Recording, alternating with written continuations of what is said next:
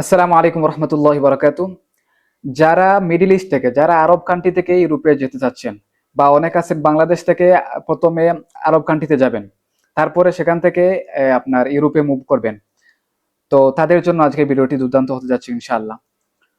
তো আমি প্রথমে আপনাদের কাছে অনুরোধ থাকবে, আপনি যদি বাস্তবে ইউরোপে যেতে চান তাহলে এই চ্যানেলটি সাবস্ক্রাইব করে রাখতে পারেন। কেননা এই চ্যানেলে আমি ইউরোপের ইনফরমেশনমূলক ভিডিও দিয়ে থাকি।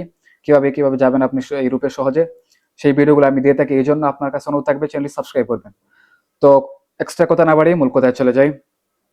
তো যারা বাংলাদেশ থেকে ভাবতেছেন প্রথমে মিডল ইস্টে যাবেন, তারপর আপনার ইউরোপে যাবেন, বা অনেক আছেন আপনার মিডল ইস্টে বর্তমানে অবস্থান করতেছেন, আরব কান্ট্রিতে অবস্থান করতেছেন, সেখান থেকে আপনারা ইউরোপে যাবেন। তো তাদের জন্য আজকে ভিডিওটি দুর্দান্ত হতে যাচ্ছে। তো যারা বর্তমানে আপনার মিডল ইস্টে আছেন, যেমন কাতার, সৌদি, আপনার ওমান, দুবাইতে আছেন, তো তারা কিভাবে আপনার অ্যাপ্লাই করবেন?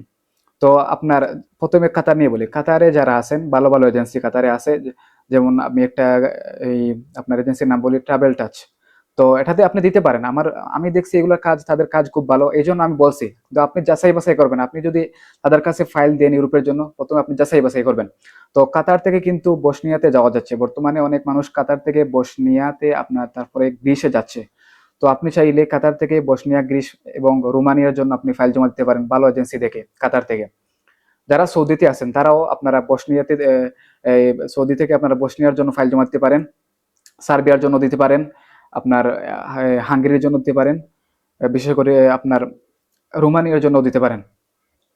তাছাড়া আপনারা যারা দুবাইতে আছেন তারাও আপনার রোমানিয়ার জন্য দিতে পারেন, গ্রিসের জন্য দিতে পারেন, সার্বিয়ার জন্য দিতে পারেন, নর্থ মেসিডোনিয়ার জন্য দিতে পারেন। তবে আপনি কিন্তু এই এজেন্সিগুলো যাচাই বাছাই করবেন।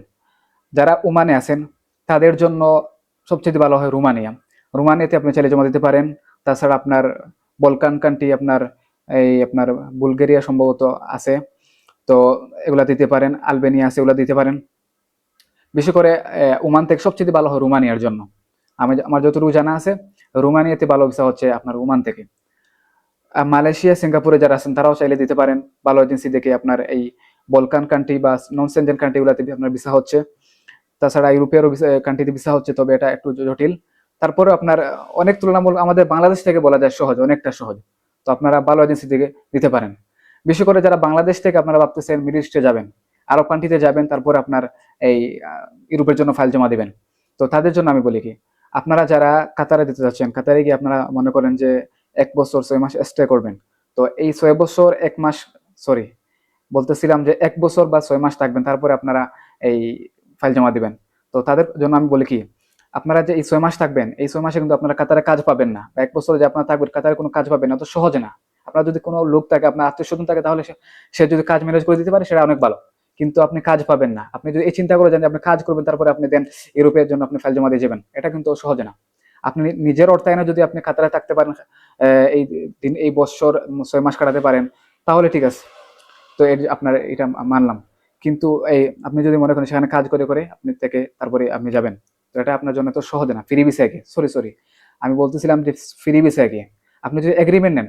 আচ্ছা, এগ্রিমেন্টের কথা যখন আসছে বলি, এগ্রিমেন্টও কিন্তু কাজ পাওয়া তো সহজে না কাতারে। কিন্তু এগ্রিমেন্ট মানে আপনার কাজের চাহিদা নাই বললেই চলে কাতারে। আচ্ছা, কাতার নিয়ে আর বলি না, প্রয়োজন নেই। সৌদিতেও কিন্তু কাজের চাহিদা খুবই কম। সৌদিতে আপনি যে কাজ করবেন, তারপরে আপনি ইউরোপে যাবেন, এটাও তো সহজ না। তারপর আপনি দেখতে পারেন, মাধ্যমে এখন বাংলাদেশে অনেক আছে, আপনি চাইলে দেখতে পারেন। তবে সৌদিতে আমার জানার মতো সবচেয়ে বেশি ক্লিনার ভিসা হয়, যেমন আমরাও ক্লিনার ভিসা দিয়ে থাকি। তো সৌদিতে আপনার ক্লিনার ভিসা হয়, এই ক্লিনার ভিসা নিয়ে আপনি যেতে পারেন। এটা আপনার বিষয়। আপনার যদি কেউ সৌদিতে থাকে, আপনার কাজ ম্যানেজ করে দিতে পারে, সেটা আরো ভালো। আর আপনি যদি বাংলাদেশ থেকে কোনো এজেন্সির মাধ্যমে পেয়ে যান কোনো এগ্রিমেন্ট ভিসা সৌদির, যাচাই বাছাই করে ভালো হয়, তাহলে যেতে পারেন, সমস্যা নেই।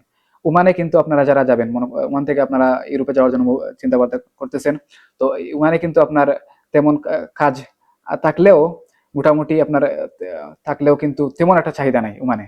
আর বিশেষ করে ওমানে যে নেগেটিভ সাইড যেটা হচ্ছে, সেটা হচ্ছে আপনার ওমানে কিন্তু স্যালারি একবারে কম, বলা যায়। মানে মিডল ইস্টের মধ্যে সবচেয়ে কমের মধ্যে স্যালারি দিয়ে ওমান। তো ওমানে আপনি ইনকাম করে আপনি যে ইউরোপে যাবেন, বা কয়েক বছর বা 6 মাস 1 বছর থাকবেন, আপনার ফাইল প্রসেসিং এ যে সময়টা লাগে, এই সময়টা আপনি কাজ করে ইনকাম করবেন, সেটা ভুল ধারণা। ওমানে কিন্তু খুব অল্প টাকা দেয়। যাই হোক, তাছাড়া আপনারা কুয়েতে যদি আপনারা যেতে পারেন, কুয়েতে যদি আপনি ভালো চাকরি পেতে পারেন, কুয়েতেও কিন্তু তেমন কাজের চাহিদা নাই। কারণ এক কথায় মিডল ইস্টে বর্তমানে আপনার কাজের চাহিদা কিন্তু খুবই কম। তো যারা মিডল ইস্ট থেকে যাবেন, ভালো বুঝে শুনে আপনারা যাবেন। আপনি কি সেখানে কাজ করে আপনি ইউরোপের জন্য ফাইল জমা দিবেন, নাকি আপনি নিজের অর্থায়নে সেখানে থাকে আপনি ফাইল জমা দিয়ে আপনি চলে যাবেন, আপনার যদি ভিসা হয় তাহলে। তো যারা এই চিন্তাভাবনা করতেছেন আশা করি মোটামুটি বুঝেছেন।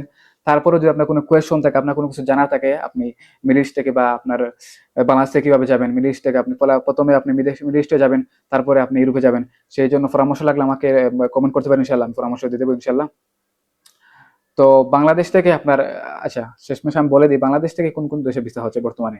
বাংলাদেশ থেকে হচ্ছে আপনার পর্তুগালে ভিসা হচ্ছে, তবে এটা অনেক টাকার বিষয়। আপনি ভালো মাধ্যম পেলে আপনি দিতে পারেন। আর তাছাড়া আপনার সার্বিয়াতে ভিসা হচ্ছে, মোটামুটি ভালো ভিসা হচ্ছে। নর্থ মেসিডোনিয়া, আর্মেনিয়াতে, আপনার বুলগেরিয়াতে ভিসা হচ্ছে, আপনি চালিয়ে দিতে পারেন। তো মোটামুটি আপনি বুঝে শুনে দিতে পারেন, মোটামুটি ভিসা হচ্ছে, তবে আবার সেটা অনেক বেশি না। আর যাই হোক, আজকে ভিডিওটি এখানে শেষ করতে যাচ্ছি। আপনার যদি আরো কোনো কোয়েশ্চন থাকে এই সম্বন্ধে, আমরা মিডল ইস্টে কিভাবে আপনি ইউরোপে যাবেন, তাহলে আমার কমেন্ট করতে পারেন, ইনশাআল্লাহ আমি আপনাকে সঠিক গাইডলাইন দিয়ে দেবো, যেগুলো আমি জানি, যতটুকু আমি জানি ততটুকু আপনাকে আমি অবগত করার চেষ্টা করবো ইনশাআল্লাহ। তো সবাই ভালো থাকুন, সুস্থ থাকেন, আমার জন্য দোয়া করবেন ইনশাআল্লাহ, সবার স্বপ্ন পূরণ হোক ইনশাআল্লাহ। আসসালামু আলাইকুম রহমতুল্লাহি বারাকাতুহু।